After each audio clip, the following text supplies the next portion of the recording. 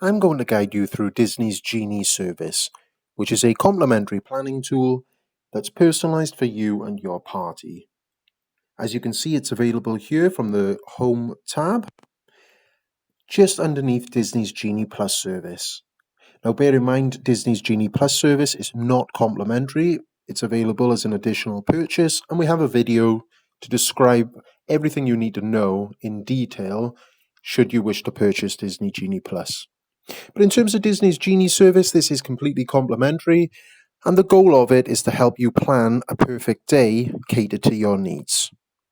There's two ways to access this, either through the homepage here or the three lines in the bottom right corner. You can select those, and the second option on your left says My Disney Genie Day. You can access it there.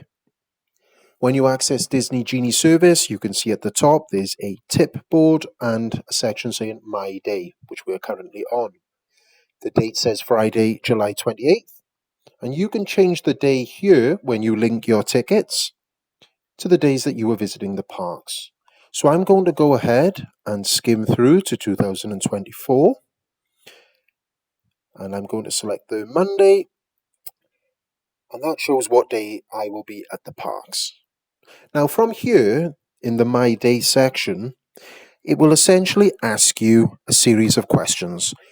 What are your preferences in terms of attractions, entertainment, dining experiences?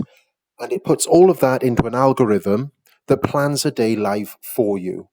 So if you have a particular preference for an attraction, for instance, if you have a toddler in your group and you've selected all ages for most of the attractions, so your toddler's able to ride those all day, then it will give you those suggestions throughout the day depending on the wait times. If it's particularly low wait times, then it will suggest that you visit those in sequence and in order, just to help guide you so that you're making the most use of your time.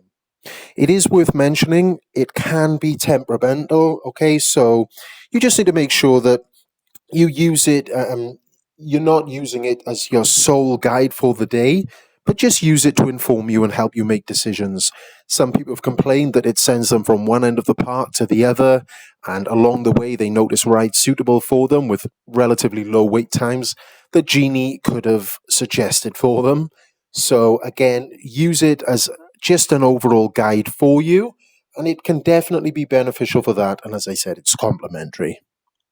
Now, when you look at the top, the most useful section in Disney Genie, in my opinion, is the tip board.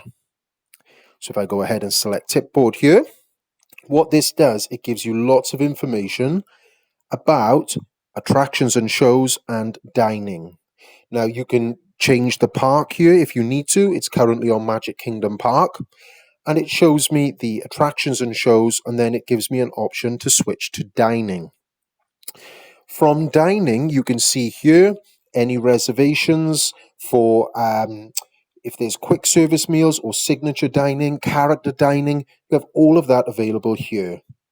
So if you are strolling around the park, and I'm going to use Columbia Harbour House as an example, if it's roughly 10 to 11 and you are starting to get really peckish in that Florida heat and you decide you want to order some food, you can go ahead, log into Disney Genie Service, and when you select the tip board and you look at what food's available, you can see there's a mobile order arrival window for 11 to 11:30 for Columbia Harbour House.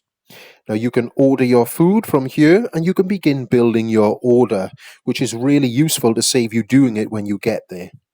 When you go and have a look through, you can see what food's available, you can see the prices, and you can begin selecting those. So you can then add them to your order. When you're ready, view your order, and then you can make that purchase. It will then send you a message telling you to arrive between, in this instance, 11 and 11:30. So again, it's a really useful tool for you when you are walking around the parks. If you are hungry and you need to look at what's available, what arrival windows are suitable for you, you can go ahead and select those. Or for places like character dining or sit-down meals, you can look and see if anything's available on the day. I wouldn't suggest doing that as it's a huge risk because they are really, really busy. But for instance, if you wanted to eat at the Crystal Palace, you can see that there is a walk-up list, 10 minutes available, and you can select there to join it. I'm obviously too far away to do that, but that's an option you could have if you were in the park. So you can take a look through those and see what's available, what windows are open, which is really useful for you. You can also look at attractions and shows.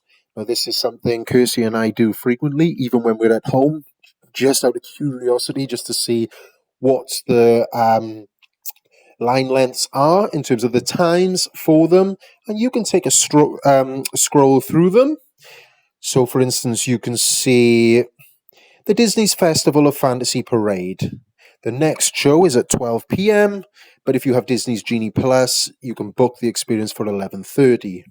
If you are looking to go on Dumbo the Flying Elephant, you can see the standby line is 5 minutes. If Dumbo the Flying Elephant, I thought that sounds great. It's only a 5-minute standby line. I can view more information. I can look at the forecasted wait times for today, and I could see that it's going to get busier throughout the day, particularly from 11 a.m. to about 5 p.m. So now might be a good time to go there. If I decide to go there and I'm already in the park, I can find exactly where this attraction is by finding it on the map or selecting Get Directions, and it will guide you straight to that ride. You can also look, if you're a little uncertain, what type of guests it's suitable for, ages, the type of ride it is. So in this instance, any height, all ages, it's a slow spinning ride. So it has all that information as well as a brief overview of it at the bottom. So you can go ahead and look at some of those, and particularly for rides that you know have longer wait times. So for instance, if I click on, I'm going to scroll through until I find one that I know has a relatively long wait time. Peter Pan's Flight. Standby line, 35 minutes. Let me find out if it would be worth joining that now or waiting till later.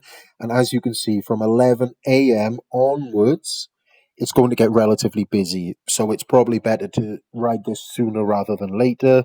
And again, it gives me information about it. It's suitable for any height, all ages. It's a slow ride with small drops. Fly over London with Peter Pan aboard a magical pirate ship to Neverland. Wonderful. Sounds like a plan. I could click Get Directions, find on map, and use that.